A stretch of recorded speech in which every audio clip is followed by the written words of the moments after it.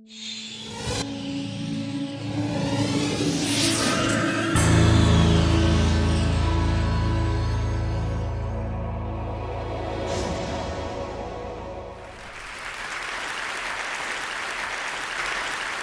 any of you remember what you wanted to be when you were 17? Do you know what I wanted to be? I wanted to be a biker chick. The boots. I wanted to race cars. And I wanted to be a cowgirl. And I wanted to be Mowgli from the Jungle Book. Because they were all about being free. The wind in your hair, just to be free. And on my 17th birthday, my parents, knowing how much I love speed, gave me one driving lesson for my 17th birthday. Not that we could have afforded I drive, but to give me the dream of driving. And on my 17th birthday, I accompanied my little sister in complete innocence, as I always had all my life, my visually impaired sister, to go to see an eye specialist, because big sisters are always supposed to support their little sisters. And my little sister wanted to be a pilot, God help her. So I used to get my eyes tested just for fun. And on my 17th birthday, after my fake eye exam, the eye specialist just noticed it happened to me on my birthday. And he said, "So what are you going to do to celebrate?" And I took that driving lesson and I said, "I'm going to learn how to drive." And then there was a silence. One of those awful silences when you know something's wrong. And he turned to my mother and he said, "You haven't told her yet." On my 17th birthday, as Janice Ian would best say, I learned the truth at 17. I am, and have been since birth, legally blind. And you know, how on earth did I get to 17 and not know that? Well, if anybody says country music isn't powerful, let me tell you this. I got there because my father's passion for Johnny Cash and a song, A Boy Named Sue. I'm the eldest of three. I was born in 1971, and very shortly after my birth, my parents found out I had a condition called ocular albinism. And what the hell does that mean to you? So let me just tell you the great part of all of this. I can't see this clock, and I can't see the timing. So, holy God, woohoo! I might buy some more time. But more importantly, let me tell you, I'm going to just come up really close here. Don't freak out, Pat. Hey, see this hand? Beyond this hand is a world of Vaseline. Every man in this room, even you, Steve, is George Clooney. And every woman, you are so beautiful. And when I want to look beautiful, I step 3 feet away from the mirror, and I don't have to see these lines etched in my face from all the squinting I've done all my life, from all the dark lights. The really strange part is that at 3.5, just before I was going to school, my parents made a bizarre, unusual, and incredibly brave decision. No special needs schools. No labels. No limitations. My ability and my potential. And they decided to tell me that I could see. So just like Johnny Cash's Sue, a boy given a girl's name, I would grow up and learn from experience how to be tough and how to survive when they were no longer there to protect me or just take it all away. But more significantly, they gave me the ability to believe, totally to believe, that I could. And so when I heard that eye specialist tell me all the things, a big fat no, everybody imagines I was devastated. And don't get me wrong, because when I first heard it, aside from the fact that I thought it was insane, I got that thump in my chest. Do you know that, huh? But very quickly I recovered. It was like that. The first thing I could thought about was my mom, who was crying over beside me. And I swear to God, I walked out of his office. I will drive. I will drive. You're mad, I'll drive. I know I can drive.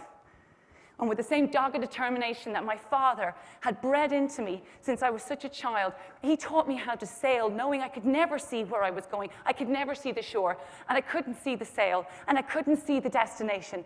But he told me to believe and feel the wind in my face.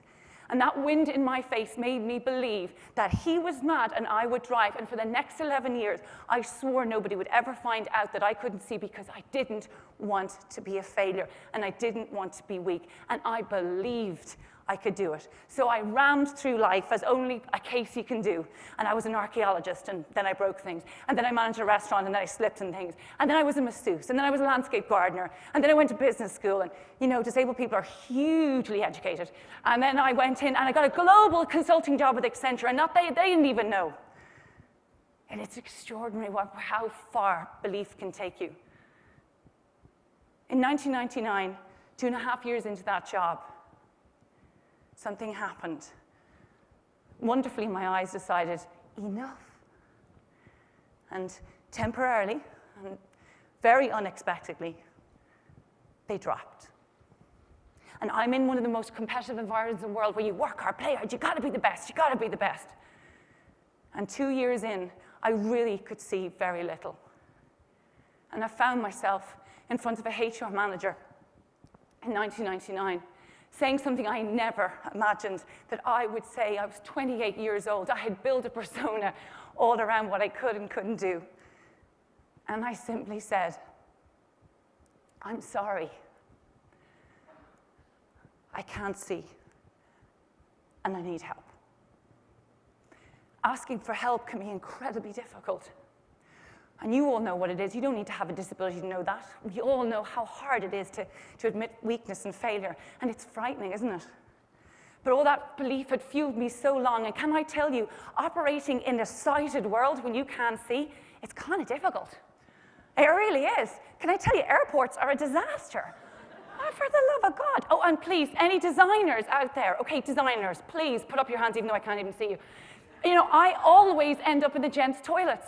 You know, and there's nothing wrong with my sense of smell. But can I just tell you, the little sign for a gent's toilet or a lady's toilet is determined by a triangle. Have you ever tried to see that if you had Vaseline in front of your eyes? It's such a small thing, right? And you know how exhausting it can be to try to be perfect when you're not, or to be somebody that you aren't? And so after admitting I couldn't see to HR, they sent me off to an eye specialist. And I had no idea that this man was going to change my life. But before I got to him, I was so lost. No idea who I was anymore. And that eye specialist, he didn't bother testing my eyes. God, no. It was therapy. And he asked me several questions, of which many were, why? Why are you fighting so hard not to be yourself? And do you love what you do, Caroline? And you know, when you go to a global consulting firm, they put a chip in your head, and you're like, I love Accenture, I love Accenture, I love my job, I love Accenture, I love Accenture, I love Accenture, I love my job, I love Accenture. To leave would be failure. And he said, do you love it? I couldn't even speak. I was so choked up. I just was so, how do I tell him? And then he said to me, what do you want to be when you were little? Now, listen, I wasn't going to say to him, well, I wanted to race cars and motorbikes. Hardly appropriate at this moment in time. He thought I was mad enough anyway. And as I left his office, he called me back, and he said, I think it's time. I think it's time to stop fighting and do something different. And that door closed. And the silence just outside a doctor's office that many of us know. And my chest ached, and I had no idea where I was going. I had no idea, but I did know the game was up. And I went home, and because the pain in my chest ached so much, I thought, oh, God, will I go out for a run? Really not a very sensible thing to do. You know, and I went on a run that I know so well. You know, I know this run so well by the back of my hand. I'd always run it perfectly fine. I count the steps and the lampposts and all those things that visually impaired people have a tendency to have a lot of meetings with. And there was a rock that I've always missed, and I've never fallen on it, never. And there I was, crying away, and smash, bash on my rock. Broken, fallen, over on this rock in the middle of March in 2000 in typical Irish weather on a Wednesday. Grey, snot, tears everywhere, ridiculously self-pitying. And I was floored, and I was broken, and I was angry. And I didn't know what to do. And I sat there for quite some time going, how am I going to get off this rock and go home? Because who am I going to be? What am I going to be? And I thought about my dad, and I thought, good God, I'm so not Sue now. And I kept thinking over my mind, what had happened? Where did it go wrong? Why didn't I understand? And you know, the extraordinary part of it is, I just simply had no answers. I had lost my belief. Look where my belief had brought me to. And now I had lost it, and now I really couldn't see. I was crumpled. And then I remember thinking about that eye specialist asking me, what do you want to be? Do you like it? What do you want to be? What do you want to be when you're little? Do you love what you do? Do something different. What do you want to be? Do something different. What do you want to be? And really slowly, slowly, slowly, it happened. And it did happen this way. And then the minute it came, it blew up in my head and bashed in my heart. Something different. Well, how about Mowgli from the Jungle Book? You don't get more different than that. And the moment, and I mean the moment that hit me, I swear to God, it was like, woohoo, you know, something to believe in, and nobody can tell me no. Yes, you can say I can't be an archaeologist, but you can't tell me no, I can't be Mowgli, because guess what? Nobody ever's done it before, so I'm going to go do it, and it doesn't matter whether I'm a boy or a girl, I'm just going to scoot. And so I got off that rock, and oh my God, did I run home, and I sprinted home, and I didn't fall, and I didn't crash, and I ran up the stairs, and there's one of my favorite books of all time, Travels on My Elephant by Mark Shand. I don't know if any of you know it, and I grabbed this book off, and I'm sitting on the couch, and I'm going, I know what I'm going to do. I know how to be Mowgli. I'm going to go across India on the back of an elephant. I'm going to be an elephant handler.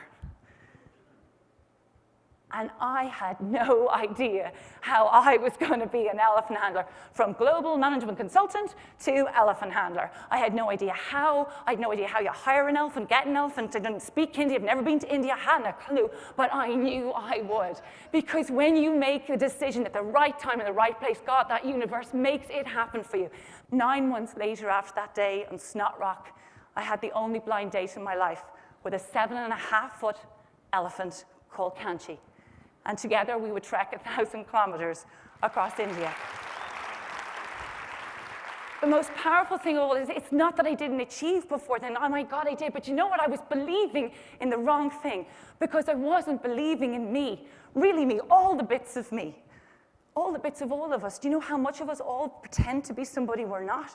And you know what? When you really believe in yourself and everything about you, it's extraordinary what happens. And you know what? That trip, that 1,000 kilometers, it raised enough money for 6,000 cataract eye operations. 6,000 people got to see because of that. When it came home off that elephant, do you know the most amazing part was? I jacked in my job in Accenture. I left and I became a social entrepreneur and I set up an organization with Mark Shand called Elephant Family, which deals with Asian elephant conservation, and I set up Kanchi, because my organization was always going to be named after my elephant, because disability is like the elephant in the room. And I wanted to make you see it in a positive way. No charity, no pity, but I wanted to work only and truly with business and media leadership to totally reframe disability in a way that was exciting and possible. It was extraordinary, you know? That's what I wanted to do. And I never thought about no's anymore, or not seeing, or any of that kind of mad thing. It just seemed that it was possible. And you know, the oddest part is when I was on my way traveling here to TED, I'll be honest, I was petrified. And I speak, but this is an amazing audience. And what am I doing here? You know, but as I was traveling here, you'll be very happy to know I did use my white symbol stick cane, because it's really good to skip queues in the airport. And I got my way here, being happily proud that I couldn't see. And the one thing is that a really good friend of mine, he texted me on the way over, knowing that I was scared. Even though I present confident, I was scared. And he said, be you. And so here I am. This is me. All of me.